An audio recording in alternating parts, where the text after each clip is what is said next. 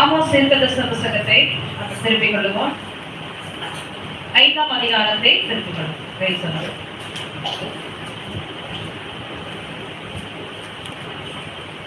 கர்த்தருடைய நாமம் மேம்படுவதாக. ஆமோஸ் தீர்க்கதரிசன புத்தகம் 5ஆம் அதிகாரத்திலே 18, 19, 20ஆம் வசனத்தை வாசிக்க கேட்கிறேன். அப்ப வாசித்து ஜெபிப்பார்கள். பக்கம் 1067வது பக்கம், பழைய ஏற்பாட்டு புத்தகம்.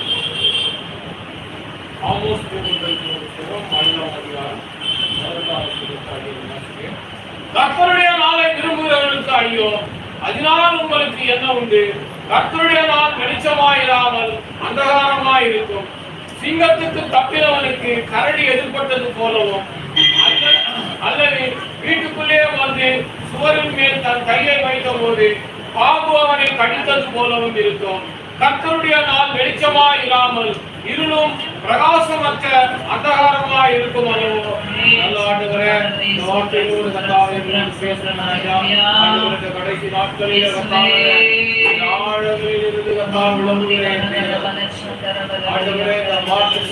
ஒவ்வொரு உள்ள ஆழங்கள் ரகசியங்களை புரியாய்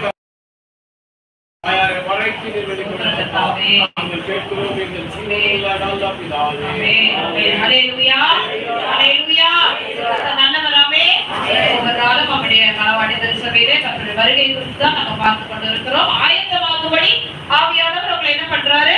எல்லா கலிந்துகளையும் உங்களை ஒவ்வொரு வாரமும் உங்களை வழி நடத்தி கொண்டு வருகிறார். ஆமென். அல்லேலூயா. கர்த்தர் நல்லவர். 18ஆம் வசனம் சொல்லப்படுகிறது, கர்த்தருடைய நாளை விரும்புகிறவர்களுக்கு ஐயோ, அதனால் உங்களுக்கு என்ன உண்டு? கர்த்தருடைய நாள் வெளிச்சமாயிராமல் அந்தகாரமாய் இருக்கும்.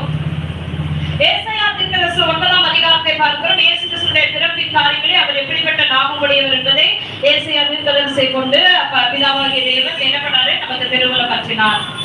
கர்த்தரின் கொண்டு பார்க்கும் பொழுது யோபு தீர்க்கதரிசன புத்தகத்தை பார்க்கிறோம். கடைசி நாளத்தினுடைய காரியங்களை அதை வெளிப்படுத்துகிறதை நம்ம பார்க்கிறோம். அல்லேலூயா, அல்லேலூயா. அநேக முதிர்ந்த கிறிஸ்தவர்கள் என்ன சொல்லுவாங்கன்னா, ஆண்டவர் வந்தா கூட நல்லா இருக்கும், வரப்போகிறேன்னு சொன்னவர் வந்தாதான் நல்லா இருக்கும், நம்ம போயிடலாமே, இந்த உலகத்துடைய பாடுகள் நம்மளால என்ன பண்ண முடியல, வெளியே வர முடியல. அப்படிதானே? எத்தனை பேர் இன்னைக்கு பாடுகளோடு இருக்கிறோம், கண்ணீரோடும் வேதனையோடும் ஒவ்வொரு நாளும் நம்ம நகர்த்து கொண்டு இருக்கும் பொழுது, ஆண்டவரிடத்துல போனா கூட நலமா இருக்குமே, அவர் சீக்கிரமாய் வந்தால் நலமா இருக்குமே சொல்லி நம்ம நினைப்போம். ஆனால் வேதவசனம் சொல்லுகிறது, அந்த நாளை நீங்கள் விரும்பாதீர்கள். என்ன உண்டு? கர்த்தருடைய நாள் என்னவா இருக்காது? வெளிச்சமா இருக்காது. கர்த்தர் எப்படிப்பட்ட தேவனா இருக்கிறார்? வெளிச்சமானவர். சங்கீதம் 27 முதல் வசனத்தை வாசிங்க. சீக்கிரமாய் வாசிக்க கேட்கிறேன். சங்கீதம் 27 முதல் வசனத்தை வாசிக்க கேட்கிறேன். எடுத்தவர்கள் வேகமாய் வசனமாய் வாசிக்க. கர்த்தர் என் வெளிச்சமும், கர்த்தர் எப்படி இருக்கிறாரு? வெளிச்சமும் என் ரட்சிப்புமானவர். என் ரட்சிப்புமானவர். யாருக்கு பயப்படுவேன்? யாருக்கு பயப்படுவேன்? கர்த்தர் என் ஜீவனின் பெலனானவர்.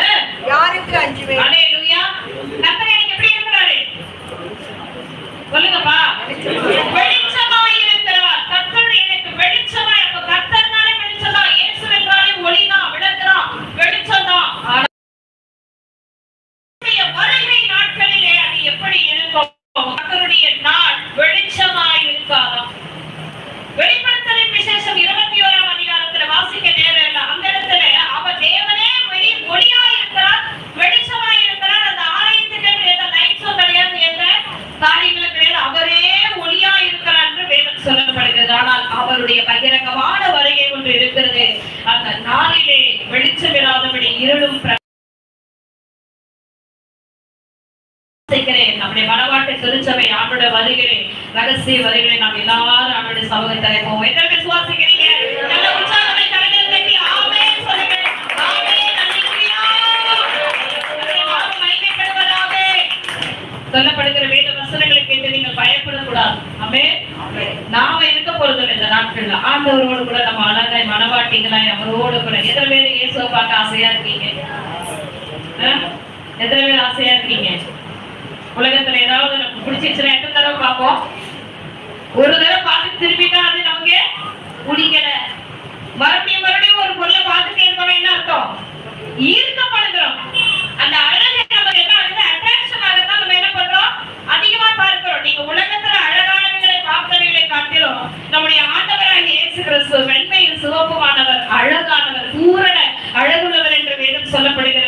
அவரை பார்க்கிற நாள் ஒண்ணு இருக்கு பாருங்க. அல்லேலூயா. என்னை இவ்வளவாய் பூமியிலே நடத்தின தெய்வம், என்னை இவ்வளவாய் பாதுகாத்தவர், நான் உடைக்கப்படும் பொழுதெல்லாம் என்னை உருவாக்கின தேவன், வார்த்தையை அனுப்பி என்னை குணமாக்கின தெய்வம், அவர் எப்படி இருப்பாரோ அந்த ஆவல் யாருக்காவது இருக்கா? ஒரு அல்லேலூயா சொல்லுங்க பார்க்கலாம். அல்லேலூயா. மனுஷனால் காணக்கூடாதவராய் இருக்கிறார். நமக்கு இன்னும் அவர் முழுமையா தரிசனம் கொடுக்கவே இல்லை. பிரசனத்தை உணர்கிறோம், அவருடைய கிரியைகளை நம்முடைய வாழ்க்கையில பார்க்க, போராட்டங்களில் இருந்து விடுதலை ஆக்குகிறார். ஆனால் அந்த அழகான தேவனை நம்ம பார்க்க போகிறோமே, நீங்கள் அதனாலதான் அவங்களை ஆயத்தப்படுத்திக் கொண்டு இருக்கிறோம். கர்த்தருடைய வார்த்தையினாலே ஒரு ஆமென் சொல்லுங்களேன். அல்லேலூயா சொல்லுங்களேன். ஆனால் கர்த்தருடைய நாள் வெளிச்சமாய் இராமல் இருளும் பிரகாசமற்றமா அந்தகாரமாய் இருக்கும் அல்லவோ அப்படின்னு சொல்லி ஆமோஸ் தீர்க்கதரிசியை கொண்டு கர்த்தர் இங்கே திருமணம் பெற்றுகிறதை பார்க்கிறோம். வாங்க ஆமோஸ் 3ஆம் அதிகாரத்தை நீங்கள் திருப்பிக் கொள்ளுங்கள். கர்த்தர் நாம மகிமைப்படட்டும். 3ஆம் அதிகாரத்துல முதல் வசனத்துல இருந்து கொஞ்சம் சீக்கிரமாய் வாசியுங்கள்.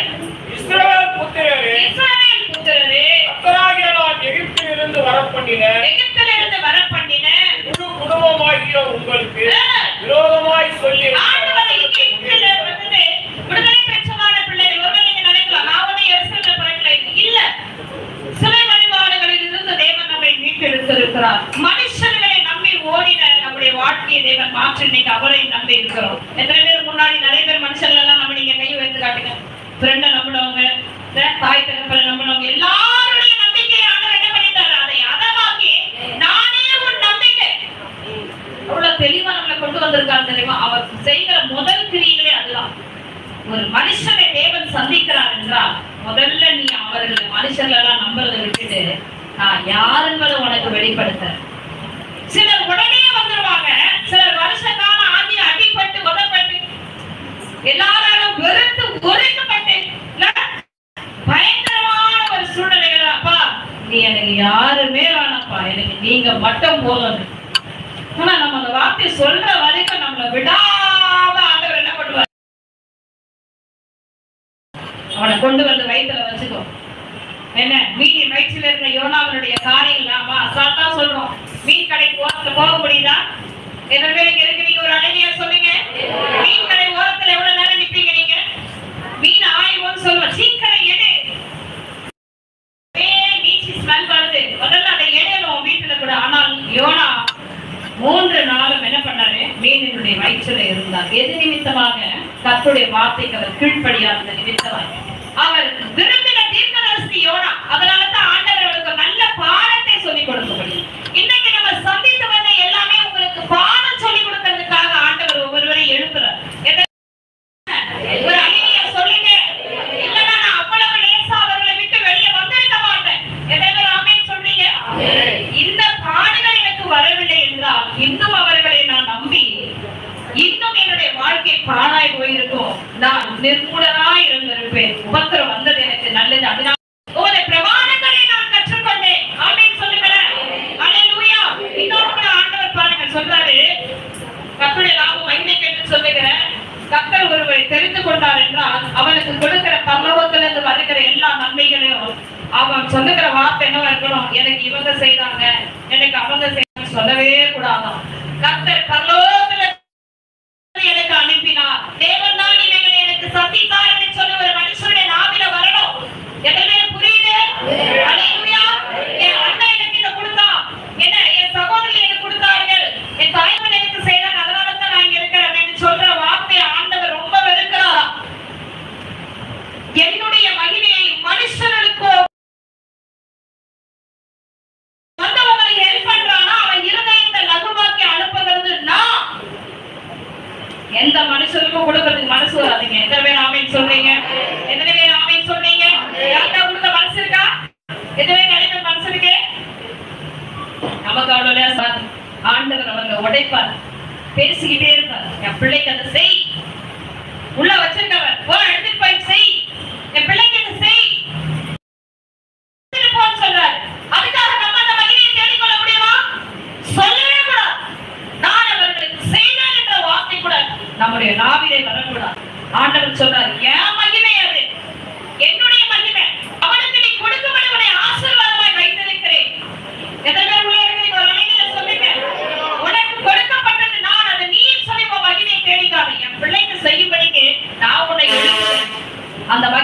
திருநாள். ஏன்னா அந்த மகிமை என்பது எனக்கு வர வேண்டும். ஆமென் சொல்லுங்க. அப்படி நடத்தின தெய்வம் நம்மை ஹalleluya கடைசி வரிக்கென்று உன்னை ஆயத்தப்படுத்திக் கொண்டிருக்கிறார். ஆமென் சொல்லுங்க. ஆமென் சொல்லுங்க. ஆனால் இந்த எகிப்தின் ஜனங்கள் என்ன பண்ணினார்கள்? தேவனுடைய கிரியைகளை அவர்கள் மறந்தார்கள். வசனம் சொல்லுது, 2ஆம் வசனத்துல, பூமியின் எல்லா வம்சங்களுக்கும் உங்களை மாத்திரம் நான் தெரிந்து கொண்டேன். உன் குடும்பத்துல ஒண்ணு தெரிந்து கொண்டப்பா, ஒண்ணு தெரிந்து கொண்டேமா பாப்பா, ஒண்ணு தெரிந்து கொண்டேன். ஆண்டவர் சொல்லுகிறார், உனக்கு அந்த கிருபையை கொடுத்திருக்கிறேன், நீ எனக்கு வேணும். பிரச்சனை இன்னைக்கு உட்கார்ந்து யோசனை பண்ணி பாருங்க. எங்க அப்பாவுக்கு அந்த காரியங்களை என் சமூகத்துக்கு இல்லை, ஆனா என்னை தேவன் தெரிந்து கொண்டிருக்கிறார். பூமியில எல்லாருக்குள்ளும் ஒன்றை தெரிந்து கொண்டேன்.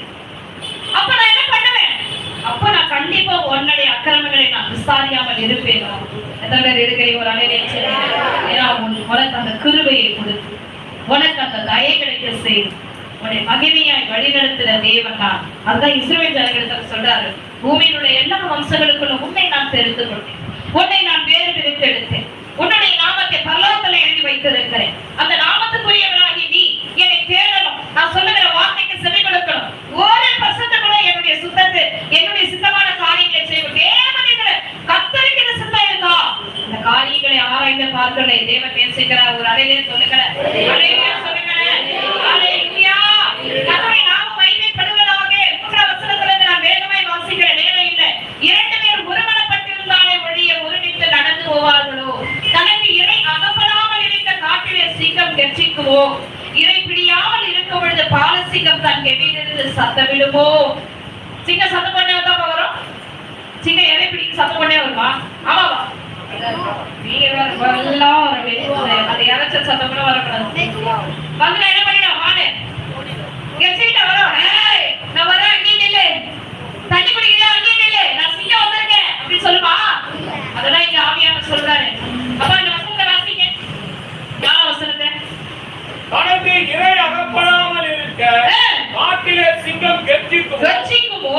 இறை பிடியாமல் இருக்கும்போது பாலசிங்கம் தன் கெவியிலிருந்து சத்தமிடுமோ? நல்லா சாப்பிட்டவங்க அவர் கேள்வி கேட்டா என்ன பண்ணுவாரா? ஒழிக்கிட்டா பிசாசு. நீங்க அப்படிதான் உன் வேலையை பிடிக்கிட்டேன், உன் குடும்பத்தை பிரிச்சுட்டேன், நான் ஆலயத்தை விட்டு நீங்க சொல்லுவான். அவன் உன்னுடைய சபையை விட்டு நான் ஜனங்களை பிரிச்சவன்.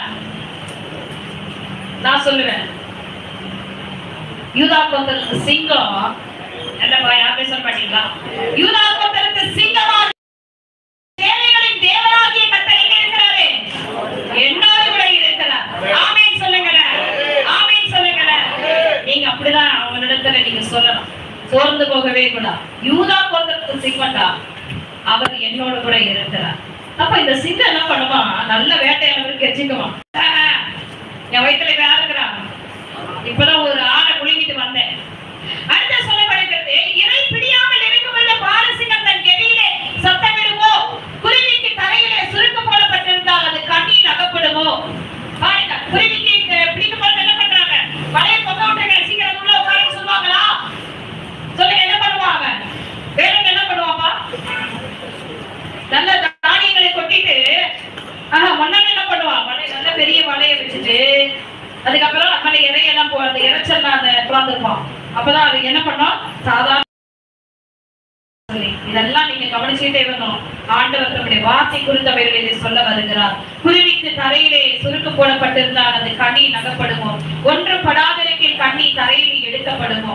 ஊரில் எக்காலம் ஊதினால் ஜனங்கள் கலங்காது இருப்பார்களோ? கர்த்தருடைய செயல் இல்லாமல் ஊரில் தீங்குண்டாகுமோ? நல்லா கவனிக்கணும். இன்னைக்கு தேசங்களிலே வருகிற தீங்கு யார் நிமித்தமாய் வருகிறது? கர்த்தருடைய கரம் தான் கிரியை செய்கிறது. நம்மளுடைய நல்ல காரியங்களை தான் கர்த்தர் கேட்கிறார். நல்ல உலகில் எதுக்கு கசப்பு வச்சுக்கிற, எதுக்கு வயிறாக்கி வச்சுக்கிற, எதுக்கு வேதனையை படைச்சுக்கிற, ஏன் இந்த காரியங்கள் உனக்கு ஆண்டவர் சொல்லுகிறார்? நன்மையான காரியங்களை தான் கர்த்தர் சொல்லுகிறார். வசனத்தை வாசிக்க பாருங்க. 7ஆம் வசனத்தை, கர்த்தராகிய ஆண்டவர் தீர்க்கதரிசிகளாகிய நம்முடைய ஊழியக்காரத்தை தமது ரகசியத்தை வெளிப்படுத்தாமல் ஒரு காரியத்தையும் செய்ய மாட்டார். ஒரு காரியத்தையும் ஆண்டவர் செய்ய மாட்டார். ஆண்டவர் சில காரியங்களை சொல்லிக்கிட்டே இருப்பார், ஆனால் அதற்கு நாம் செவி கொடுக்க மாட்டோம். சில வேளைகளில் ஆண்டவர் தீர்க்கதரிசிகளை அனுப்பி ஆண்டவர் வார்த்தைகளை அனுப்புவார், அதற்கு நம்ம செவி கொடுக்க மாட்டோம். அப்பொழுதான பட்சத்துலதான் வாங்க படிங்க. 8ஆம் வசனம் சொல்லுது, சிங்கம் கெர்ச்சிக்கிறது, யார் பயப்படாது இருப்பார்? கர்த்தராகிய ஆண்டவர் பேசுகிறார், யார் தீர்க்கதரிசனம் சொல்லாது இருப்பார்? அல்லேலூயா. ஆண்டவர் உன்னிடத்துல பேசும்படி என்னை அனுப்புகிறார், நான் என்ன செய்வேன்? நீ கேட்டால் கேளு, இல்லாவிட்டால் போ. தேவன் இந்த வார்த்தைகளை உனக்கு அனுப்புகிறார். கர்த்தர் தம் சத்தத்தை உனக்கு அனுப்பும்படி அவர் சித்தமாய் இருக்கிறார். ஏனென்றால் நீ மனம் திரும்பி அவரிடத்திலே வரும் பொழுது, அப்போ அந்த கர்த்தருடைய நாள் வெளிச்சமாய் இருக்காது, பயங்கரமான அந்தகாரமான நாள். வெளிப்படுத்தலின் விசேஷத்திலே 9ஆம் அதிகாரத்தில் சீக்கிரமா வாங்க, ஒரு 3 வசனத்தை வாசித்து நாம் திருவிருந்துக்கு நேராய் கடந்து செல்லுவோம். வெளிப்படுத்தல் விசேஷம் 9ஆம் அதிகாரத்தை சீக்கிரமாய் முதல் வசனத்திலிருந்து வாசிக்க கேட்கிறேன். 5ஆம் தூதன் எக்காளம் ஊதினான். 5ஆம் தூதன் எக்காளம் ஊதினான். அப்பொழுது வானத்திலிருந்து பூமியின் மேல் விழுந்த ஒரு நட்சத்திரத்தை கண்டான். வானத்திலிருந்து ஒரு நட்சத்திரம் பூமியில் விழுகிறதை யோவான் இங்கே தரிசனமாய் பார்க்கிறார். அவனுக்கு பாதாள குழியின் திறவுகோல் கொடுக்கப்பட்டது. அந்த நட்சத்திரம் என்பது தூதனாய் இருக்கிறது. அவனுக்கு பாதாளத்தின் திறவுகோல் கொடுக்கப்பட்டது. அவன் பாதாள குழியை திறந்தான். உடனே பெருஞ்சூளையின் புகையை போல அந்த குழியிலிருந்து புகை எழும்பிற்று. அந்த குழியின் புகையினால் சூரியனும் ஆகாயம் அந்தகாரப்பட்டது. குழியின் புகையினால் சூரியனும் ஆகாயமும் அந்தகாரப்பட்டது. அந்த புகையிலிருந்து வெட்டுக்கிளிகள் புறப்பட்டு பூமியின் மேல் வந்தது. அவைகளுக்கு பூமியில் உள்ள தேள்களின் வல்லமை கொப்பான வல்லமை கொடுக்கப்பட்டது. இதே போல ஒரு வெட்டுக்கிளி வந்தது. வெட்டுக்கிளி கூட்டம் எங்க வந்து சொல்லுங்க, கரெக்டா சொல்லுங்க. இதே வெட்டுக்கிளிகளே தேவன் அனுப்பினார். எங்க அனுப்பினார்? எகிப்திலே அனுப்பினார். எதற்காக அனுப்பினார்? அங்கே 10 வாதைகளிலே எகிப்தர்களை சந்திக்கும்படிக்கு தேவன் என்ன பண்றாரு?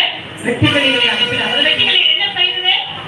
பயிர் வகைகளை எல்லாவற்றையுமே சேதப்படுத்துகிறது. ஆனா இங்க அனுப்பப்படுகிறதான இந்த வெட்டுக்கிளி மனுஷர்களை சேதப்படுத்தும்படி அனுப்பப்படுகிறது. நான் மறுபடியும் சொல்றேன், நீங்க பயப்படக்கூடாது. இது நமக்குள்ள வார்த்தைகள் இல்ல. நாம் பரலோகத்துக்கு எடுத்துக்கொள்ளப்பட்ட பிறகு இந்த பூமியிலே சம்பவிக்க போகிறதான காரியங்களை தான் இன்றைக்கு உங்களோடு கூட நான் சொல்லிக் கொண்டிருக்கிறேன். பூமியிலே ஜனங்கள், அதனாலதான் நீங்க என்ன பண்ணணும்? மற்ற ஜனங்களுக்காக பாரத்தோடு நீங்க அவங்களுடைய ஆத்துக்காக உறுதிப்படுத்தி ஜெபிக்கணும். பின்மாற்றம் அடைந்திருக்கிற கிறிஸ்துவ பிள்ளைகளுக்காக நீங்க ஜெபிக்கணும். அதுக்காக தான் நான் சொல்றேன். ஐயோ இவங்க பயப்படுறாங்கன்னு சொல்லி நினைக்க கூடாது. எத்தனை பேர் உள்ளே ஒரு அழகிய சொல்லுங்க. அன்றைக்கு எகிப்திலே அனுப்பப்பட்டதான வெட்டுக்கிளிகள் அவருடையதான பயிர் வகைகளை அது சேதப்படுத்துகிறது. ஆனால் இன்றைக்கு இந்த எழுதி வருகிறதான இந்த வெட்டுக்கிளிகள் மனுஷர்களை சேதப்படுத்தும்படியாய் பூமியிலே வரப்போகிறது. பயங்கரமான ஒரு கர்த்தருடைய நாள் வெளிச்சமாயிராமல் அந்தகாரமாய் இருக்கும். ஆச்சரியமானவர்களே, இப்படிப்பட்ட நாட்களுக்கு இன்னைக்கு அது தெரியாதபடி ஜனங்கள் ஓடிக்கொண்டிருக்கிறார்கள். அதை அறியாதபடி ஓடிக்கொண்டிருக்கிறார்கள். நாம் எவ்வளவாக அவர்களுக்காக நம்ம முழங்கால் படியிட்டு ஜெபிக்க வேண்டும். அது என்ன நடக்குது பாருங்க. 4ஆம் வசனத்துல புள்ளையும் பசுமையான எந்த பூண்டையும் அந்த மரத்தையும் சேதப்படுத்தாமல் தங்கள் நெற்றிகளில் தேவனுடைய முத்திரையை தரித்திராத மனுஷரை மாத்திரம் சேதப்படுத்த அவைகளுக்கு உத்தரவு கொடுக்கப்பட்டது. அந்த வெட்டுகளை யாரை சேதப்படுத்துது? தேவனுடைய முத்திரை இல்லாதவர்கள். எத்தனை பேருக்கு இரவுல ஆண்டவர் முத்திரை போட்டாரு? ஒரு அல்லேலூயா சொல்லுங்க. இரவுல ஜெபத்துல காத்திருந்த பிள்ளைகளுக்கு ஆண்டவர் முத்திரையை கொடுத்தார். அல்லேலூயா. யாருக்கு அந்த முத்திரை இருக்கிறது? இரவும் பகலும் பெருமூச்சு விட்டு அழுது தேசத்துக்காக கண்ணீர் விடுகிறவர்கள் மேலே ஆண்டவர் சொல்லுகிறார், அந்த முத்திரை முதல்ல ஜெபிக்கிறவர்கள் மேலே அந்த முத்திரையை போடும். அல்லேலூயா சொல்லுங்களேன். முத்திரை இது இருக்கிறதா? அப்ப அந்த நாட்களிலே வாழ்ந்த பிள்ளை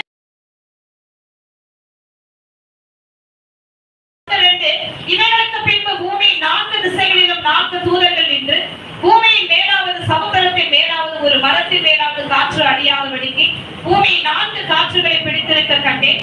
ஜீவனுள்ள தேவனுடைய முத்திரை கோலையுடைய வேறொரு தூதன் சுதிக்கும் திசையிலிருந்து ஏறி வர கண்டேன். அவன் பூமியையும் சமுத்திரத்தையும் சேதப்படுத்துகிறதுக்கு அதிகாரம் பெற்ற அந்த 4 தூதரை நோக்கி, நாம் நமது தேவனுடைய ஊழியக்காரரின் நெற்றிகளில் முத்திரை போட்டு திருமணவும் பூமியையும் சமுத்திரத்தையும் மரங்களில் சேதப்படுத்தாதீர்கள் என்று மகா சத்தமிட்டு கூப்பிட்டார். அல்லேலூயா சொல்லுங்களேன். 7ஆம் அதிகாரத்தை வீட்டுல போய் வாசிச்சு பாருங்க. யார் மேலாம் முத்திரை இருந்தால் 12 கோத்திரத்தார் மேலே பரிசுத்தவான்களாகிய நம்முடைய மேல். பரிசுத்தவான்களா இல்லையா? ஆமா, அவங்களுக்கே டவுட்டா இருக்கு. ஒரு அல்லேலூயா சொல்லுங்க.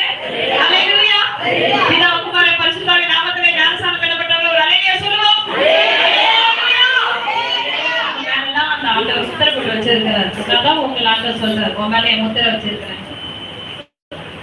அந்த அதான் சொல்லு, கிறிஸ்துவ பிள்ளைங்க போட்டு வைக்காதீங்க. ஏன்னா அந்த இடத்துல முத்திரை இருக்கிறது. ஞானஸ்நானம் பண்ணி தண்ணியிலிருந்து வெளியே வந்தோடனே ஜீவ புஸ்தகத்துல பெயர் எழுதப்படும். அன்பு செல்வி என்கிற எஸ்தர் ராணி, எனக்கு ராணினே வந்துடுறேன். எஸ்தர் ராணி இந்த பெயர் எழுதப்பட்டுச்சா? புது நாமத்துக்கு ஒரு சிலுவை போடு, ஒரு முத்திரையை போடு. முத்திரை அப்பதான் விழுது, அந்த முத்திரை விழுது. அடுத்து நாங்க ஜெபிக்க அவர்கள் ஜெபிக்கிறவங்களை மாற அந்த முத்திரை அப்படியே ஸ்டாண்டர்ட் ஆகுது. அதனாலதான் ஜெபிக்கிறவங்களை பார்த்தா பிசாசு என்ன பண்றான்? சொல்ல என்ன பண்றான்? அலங்கழிப்பான். நீ ஒயிட் ட்ரெஸ் போட்டு பண்ணா அலங்கழிக்காது. பரிசுத்த ஆவியானவர் உள்ளேயும் அந்த தேவனுடைய முத்திரை நீ வைத்திருப்பாயானால், ஆமென் ஆமென் சொல்லுங்களேன். அதை கை வைக்கும் பொழுது அலங்கழிப்போங்க. ஏன்னா ஆண்டவருடைய முத்திரை இருக்கு. சத்துருக்கு நல்லா தெரியும், தேவனுடைய முத்திரை உடையவர் மனுஷன் வந்திருக்கிறான், கர்த்தரால் அபிஷேகம் பண்ணப்பட்டவர்கள் வந்திருக்கிறார்கள் என்று அவன் என்ன பண்ணுவான்? அலங்கழித்து ஓடுவான். அதற்கு ஒன்றுக்குதான் அவன் பயப்படுவான். இந்த முத்திரைகளை பெற்றவர்களை சேதப்படுத்தாதே அப்படின்னு சொல்லப்படுகிறது இந்த 7ஆம் அதிகாரத்துல. பிரியமானவர்களே, இந்த வெட்டுக்கிளிகள் செய்கிறதான ஒரு சேதத்தை பாருங்க. மனுஷர்களை அது என்ன பண்ணுதா? வேதனைப்படுத்துகிறதா? வெளிப்படுத்தல் 9:5 வாசிங்க. 9ஆம் அதிகாரத்துல 5ஆம் வசனத்தை சீக்கிரம் வாசிங்க. அவர்களை கொலை செய்யும்படிக்கு அவைகளுக்கு உத்தரவு கொடுக்கப்படாமல் 5 மாதம் அளவோ அவர்களை வேதனைப்படுத்தும்படிக்கு உத்தரவு கொடுக்கப்பட்டது. அவைகள் செய்யும் வேதனை வேளானது மனுஷரை கொட்டும் போது உண்டாகும் வேதனையை போல் பார்த்தீங்களா? அது பயிர் வகைகளை சேதப்படுத்தும்படி அனுப்பப்படுகிறதான வெட்டுக்கிளிகள் அல்ல. கொள்ளாத ஒரு காலங்கள் நிச்சயமா வருது. சொன்ன வார்த்தைகள் எல்லாம் நிறைவேற்றி யாருமே இல்லைன்னு நீங்க சொல்லவே முடியாது. வசனத்தை எடுத்து நான் காட்டுவேன். அந்த சொன்னதெல்லாம் நடக்குது. மத்திய 24ஆம் அதிகாரத்துல சொன்ன தீர்க்க தரிசனம் எல்லாம் நிறைவேறிட்டு வருது. அது இல்லைன்னு நீங்க என்ன பண்ண முடியாது, இல்லைன்னு சொல்லவே முடியாது. வேத வசனங்கள் ஆதாரத்தோடு இருக்கிறது. எத்தனை முத்திரைகள் உடைக்கப்பட்டது என்பதற்கு ஆதாரங்களோடு கூட இன்றைக்கு நம்ம சுற்றிலும் காரியங்கள் நடந்து கொண்டிருக்கிறது. தேவனுடைய பிள்ளையாகி நீ ரட்சிப்பு கிடைக்கப்பட்டதான இந்த பிள்ளைகள் தேவனுடைய சமூகத்துக்கு வருகிறதுக்கான வழிவாசல் உங்களுக்கு திறக்கப்பட்டிருக்கிறது. உனக்கு கிடைக்கப்பட்ட இந்த நாளிலாகிலும் நீ மனத்திரும்ப கூடாதான்னு சொல்லி உனக்கு கிடைக்கப்பட்ட இந்த நாளிலாவது நானே வந்திருக்கிறேன், இங்க மாம்சமாகி நான் இறங்கி வந்திருக்கிறேன். இன்னைக்காவது நீ மனத்திரும்ப கூடாதா? இன்னைக்கு வசனத்தை உனக்கு நேரா அனுப்புறேன். இன்னைக்காவது நீ மனம் திரும்பி என்னுடைய சமூகத்தை தேட மாட்டியா? ஆலயத்துக்கு வர மாட்டியா? நீ விட்டு கொடுக்க மாட்டியா? உன்னை நான் அதிகமா நேசிக்க யூதா இறந்தவங்க அவங்க அப்பா சொன்னார், உன்னை விட்டுட்டேன். நான் பணம் செலவு பண்ணியிருந்தாமே, 25 லட்சம் கேட்டானே இந்த ஹார்ட் டிரான்ஸ்பிளான்ட்டுக்கு, நான் உன்னை காப்பாத்தாம விட்டுட்டேன்.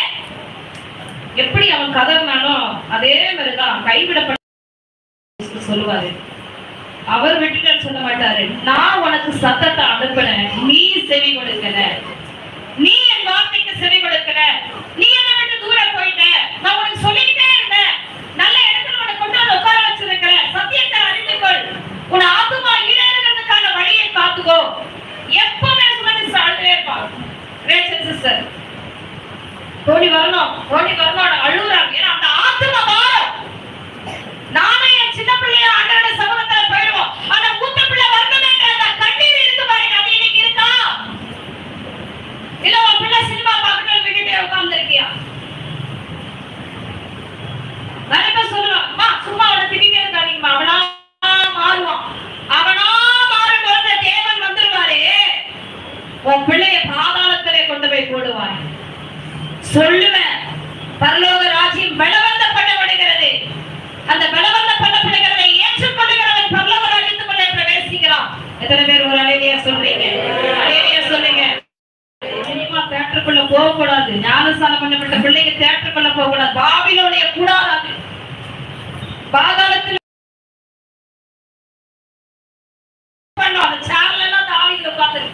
துணிகரமா இன்னைக்கு ஒரு தேவனுடைய பிள்ளைய ஒரு போய் சினிமா போய் பார்த்து மனசு சந்தோஷமா இருக்கும். எவ்வளவு நேரத்துக்கு ஒரு சந்தோஷம் இருக்கும். அதுதான் ஆண்டவர் சொன்னார், உலகம் கொடுக்கிற பிரகாரமா இருந்த 3 அவர் நீ உட்கார்ந்து பார்த்தா கூட அடுத்த 4வது தேட்டரை விட்டு வெளியே வந்துதான் ஆகணும். சாத்தான் ரெடியா பாத்தியா உன் மனைவி, பாத்தியா உன் கணவன், அடுத்த வாசத்துக்கு என்ன பண்ண போற பேசிக்கிட்டே வரும். ஆனா இன்னைக்கு நம்ம எப்படி தேடுறோம்னா உலகத்தினுடைய சமாதானத்தை தேடுகிறதுக்கு நிறைய காரியங்களை ஏற்றுக்கொள்கிறோம். ஒரு தேவனுடைய பிள்ளை போய் சினிமா தியேட்டர்ல உட்கார்றதுன்னா சொல்றதுக்கு ஒண்ணுமே. பாதாளத்தின் வாசல் விரிவாக்கப்பட்டிருக்கிறது. கேட்டுக்கு போகிற வாசல்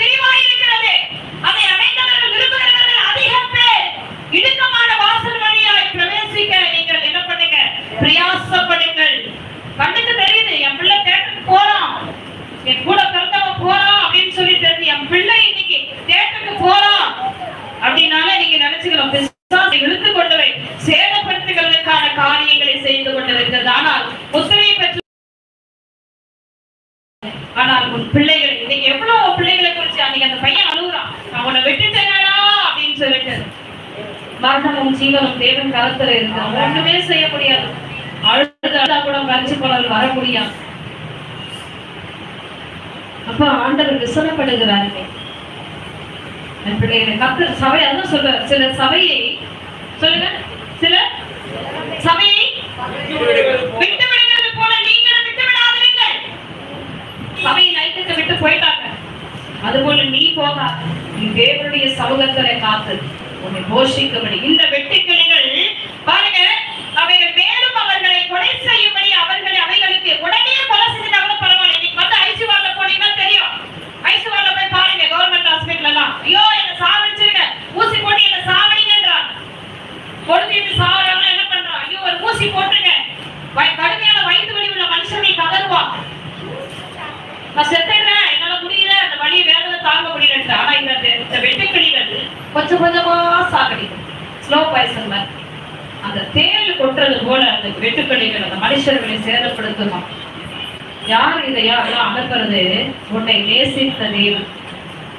இன்னைக்கு மேல எவ்வளவு வைராக்கியமா இருக்கிறா தெரியுமா? எல்லாரும் வழிபடுத்த பாருங்க, குழந்தைகளை நேசித்து பார்க்காதீங்க பாருங்க. இன்னைக்கு நம்ம எவ்வளவு நேசிக்கிறார் தெரியுமா ஆண்டவர்?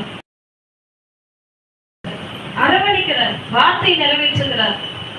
திடீர்னு ஒரு ஆக்சிடென்ட் சோன் மாதிரி வருது, நமக்கு வண்டி முட்டுற அளவுக்கு போகுது. தேவன் இமைப்பொழுது உடைக்காம இந்த தேவன் தான் ஒரு நாளை நம்மளை சேதப்படுத்தும்படிக்கு சாஸ்திரங்களை வள்ளுப்பறார். பிதாவின் மகிமைப்படுத்துகிறவராய் வரும்போது நாங்க இயேசு கிறிஸ்துவிட்ட நீ அன்பை கேட்க முடியாது, பொறுமையை கேட்க முடியாது, ஆண்டவரை இப்பொழுது தருணம் கொடுங்கன்னு சொல்லி கேட்க முடியாது. அதனாலதான் சொல்றார், உன்னை இந்த மனவாட்டி திருச்சபையில உள்ள வர வைத்து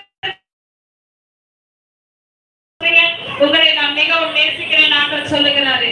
உங்க ஆத்துமாவை நேசிக்கிறதற்கு யாரை கை கொடுங்க, சீக்கிரம் கை விடுங்க. உங்க ஆத்துமாவை நேசித்தபடி நான் இங்க உள்ள கொண்டு வந்திருக்கிறாரே. ஒரு அலையில சொல்லுங்க. குடும்பமாய் வருகிறவர்களுக்கு முழு ஆசீர்வாதம். அல்லேலூயா. குடும்பமாய் தேவ சமூகத்துக்கு வரவர்களுக்கு ஃபுல் ஆண்டவர் அற்புதமான அதிசயங்களை செய்வாராம். இவைகள் பாருங்க 5 மாதங்கள் அவர்களை வேதனைப்படுத்தும்படி உத்தரவு கொடுக்கப்பட்டது. அவைகள் செய்யும் வேதனை தேரானது மனுஷரை கொட்டும் பொழுது உண்டாகும் வேதனையை போல இருக்கும். அண்ணா அதை காணாதிருப்பார்கள், சாக வேண்டும் என்று ஆசைப்படுவார்கள், சாவு அவர்களுக்கு விளங்கி போகும். அந்த வெட்டுகளில் உருவம் யுத்தத்திற்கு ஆயத்தம் பண்ணப்பட்ட குதிரைகளுக்கு ஒப்பாய் இருக்கும். இதெல்லாம் இன்னைக்கு இங்கிலீஷ்காரர் என்ன பண்ற படத்துல எடுத்துக்கலாம். பயங்கரமான மிருகங்கள்லாம் எடுத்துட்டு வரான்னு நீங்க வெளிப்படுத்தல் விசேஷத்துல வைக்கிறதா? இந்த மிருகங்களை தான் நம்ம படத்துல உபயோகிக்கிறோம். இந்த குழந்தைங்களாம் பாக்குதுல, எத்தனை பேர் குழந்தைங்க இந்த படங்கள்லாம் பார்ப்போம். மிருகங்களுக்கு ஒப்பான பயங்கரமான சீமெல்லாம் வந்து அப்படியே வரவழைத்த எல்லாம் இந்த வேதத்துல கொடுக்கப்பட்ட மிருகங்களுடைய சாயலுக்கு ஒப்பானவைகளைத்தான் அவர்கள் என்ன பண்றாங்க, படத்துல கொண்டு வந்து காட்டுறாங்க. இங்கிலீஷ் படத்திலே இருக்கு, என்டேஸ் கடைசி காலத்துல எச்சரிக்கைன்னு சொல்லி நீங்க போட்டீங்கன்னா யூடியூப்ல வரும். அதெல்லாம் போட்டு குழந்தைங்களுக்கு காட்டுங்க, நீங்க பாருங்க. அதை விட்டுட்டு யூடியூப் பாருறா, ஷார்ட் வீடியோ பாருறா, எதாவது இருக்கிறீங்க. ஷார்ட் வீடியோ தள்ளினே இருக்கிறதுல ஆண்டவர் தள்ளுவாரு. ஆண்டவர் எங்க தள்ளுவாரு சொல்லுங்க, எங்க தள்ளுவாரு? ஆமா, கீழே போமா. எந்த வரல எல்லாம் காட்டுங்க. ஷார்ட் போட்டு சொல்றவங்க வரல காட்டுங்க. ஆண்டவர் பாத்துக்காருங்க. போனே இல்லையா? ஒரு நாள் அவைகளுக்கு ஞானசானம் கொடுத்துருவோம், நல்லா தண்ணியில மூழ்கி இப்படியே தள்ளிட்டே இருக்கும். ஆனா ஆண்டவர் எப்படி தள்ளுவாரு? அவ்வளவு கீழே வளர்ந்துட்டு போய் அப்போ இறக்க கிடையாது. அதுதான் சொல்றேன், நம்ம இன்னைக்கு பயந்து விடக்கூடாது. கர்த்தாவே என் ஆத்துமாவை நீங்க நேசித்தபடினால யாராவது சொல்லுங்க, வந்திருக்கிற உங்களை நான் கேட்கிறேன், இதுவரைக்கும் நம்மள பட்னியா விட்டாரா? ஆதாரம் இல்லாம விட்டாரா? அவமதிக்கும்படியான சூழ்நிலைகள் வந்தவுடனே அவரை தேற்றி அப்படியே எழுப்பி கொண்டு வந்ததார். கடவுளை கட்டி கர்த்தருடைய நாமத்தை மகிமைப்படுத்த நல்ல உற்சாகமாக கட்டணும். நல்ல தேவன் அங்கீகரிக்கிறது அவர்களை. எங்கேயோ இருந்த நம்மளை கொண்டு வந்து இந்த வார்த்தைகளை உனக்கு விதைக்கிறார் என்றால் அவர் உன்னை அதிகமாக நேசிக்கிறார். அல்லேலூயா. எப்படி பாருங்க, நம்ம போனோம் போகக்கூடாதுன்னு வச்சபடி இருந்து போய் அவர் போ எப்படி கத்துறாரு, கூப்பிட்டு பாப்பா அதுக்கடுத்து வரியா இல்லையா, உள்ள வரவில்லை என்றால் அவ்வளவுதான் சொல்லி தேவன் தம்முடைய பிள்ளைகளை அவர் நேசித்தபடினால் இந்த காரியங்கள் நடக்கிறது. செய்தியினுடைய காரியங்கள் அடுத்த வார்த்தை நம்ம எல்லாம் முழங்கால் படிக்கிறபடியா கேட்கிறேன். எல்லாரும் முழங்கால் படிக்கிறீர்கள். திருவிருந்துக்கு வந்திருக்கிற அருமையான தேவ பிள்ளையே, தீக்குள்ளதும் அருவருப்பையும் பொய்யையும் நடப்பிக்கிறதும் ஆகிய ஒன்றும் அதில் பிரவேசிப்பதில்லை. ஆட்டுக்குட்டியானவர்கள்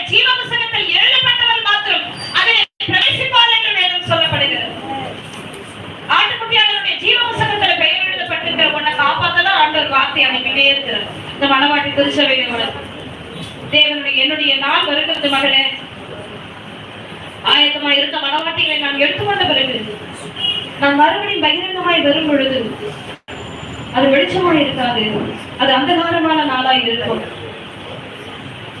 குட்டியை பறி கொடுத்த கரடிக்கு ஒப்பாய் இருக்கும். வீட்டுல வெளியே எந்த ஆபத்துன்னு சொல்லி வீட்டுக்கு வர